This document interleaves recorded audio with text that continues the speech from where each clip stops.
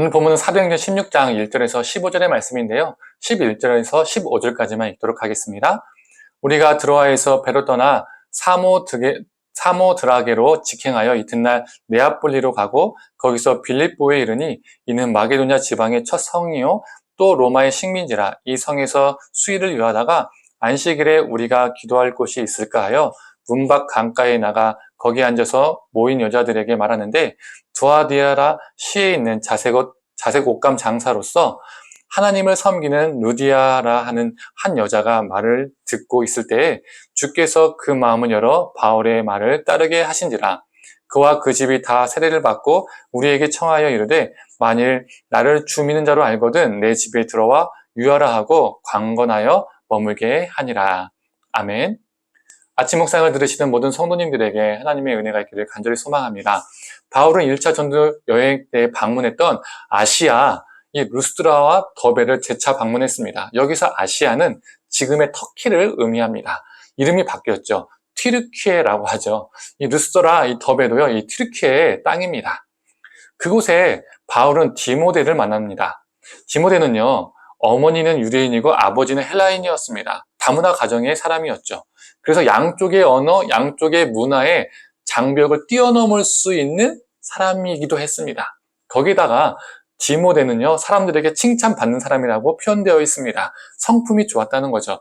이런 디모데는 바울의 선교 동역자이자 영적 아들이 됩니다. 바울은 그에게 할례를 행했습니다. 디모데는 유대인의 피도 있었기 때문에 나중에 불필요한 논쟁을 피하기 위해서 할례를 행했던 것이죠. 그런데요, 바울의 또 다른 영적 아들이 있습니다. 그게 누구일까요? 디도입니다. 그런데 디도는요, 헬라인이었습니다. 그에게는요, 유대인의 피가 있지 않았어요. 그래서 바울은 그에게 할례를 행하지 않았습니다. 즉, 그 사람의 문화와 상황에 맞추어서 바울이 할례를 행하거나 행하지 않았다는 것이죠. 이게 바로 상황화인 것입니다. 다시 본문으로 돌아와서 바울은 아시아 지역 교회 성도들에게 예루살렘 공의회의 결정 사항을 전달했습니다. 그리고 아시아의 교회들은요, 굳건해져 갔습니다.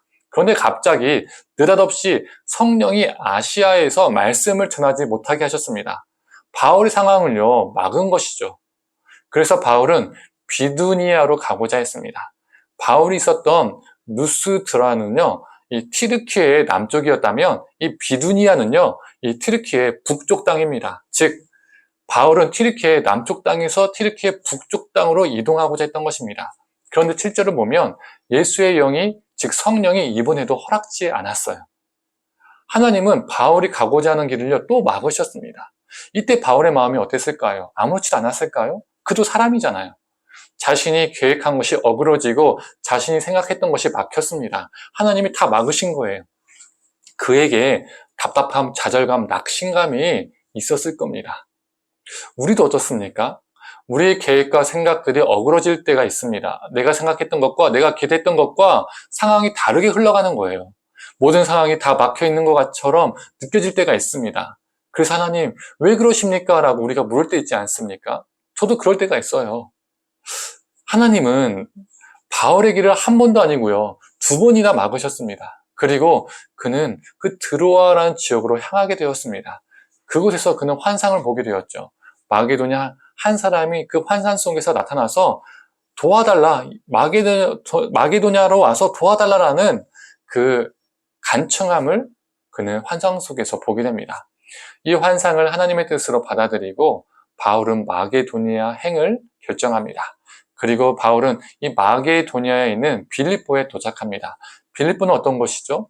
마게도니아의 중심 도시였고요, 로마 식민지였습니다. 그리고 로마 식민지였기 때문에 이 황제 숭배를 했고요, 또 여러 신을 섬기는 우상 숭배의 본거지였습니다. 또 기도할 회당도 없는 곳이었습니다. 그래서 오늘 본문을 보면 13절에 바울이 어떻게 합니까? 기도할 곳을 찾아다녔습니다. 즉, 이 빌립보라는 곳은 회당조차도 없는 하나님과 무관한 곳이었다는 것을 오늘 본문은 말해주고 있습니다. 그런데 그러한 빌립보에서 바울의 일행은 누구를 만나게 되죠? 두아디라 출신 루디아를 만나게 됩니다. 바울을 통해서 루디아와 그녀의 가족들이요, 주님을 믿게 되고 세례를 받게 되었습니다. 이렇게 빌립보는 유럽의 첫 선교지가 되었습니다. 우린 여기서 무엇을 알 수 있을까요? 바울의 막힘이 하나님의 열림이 되었습니다. 바울이 생각지도 못한, 계획하지도 못한 방향으로 그를 이끄셔서 하나님은 바울의 계획이 아닌 자신의 계획을 이루셨습니다. 이사야 55장 8절에서 9절의 말씀입니다.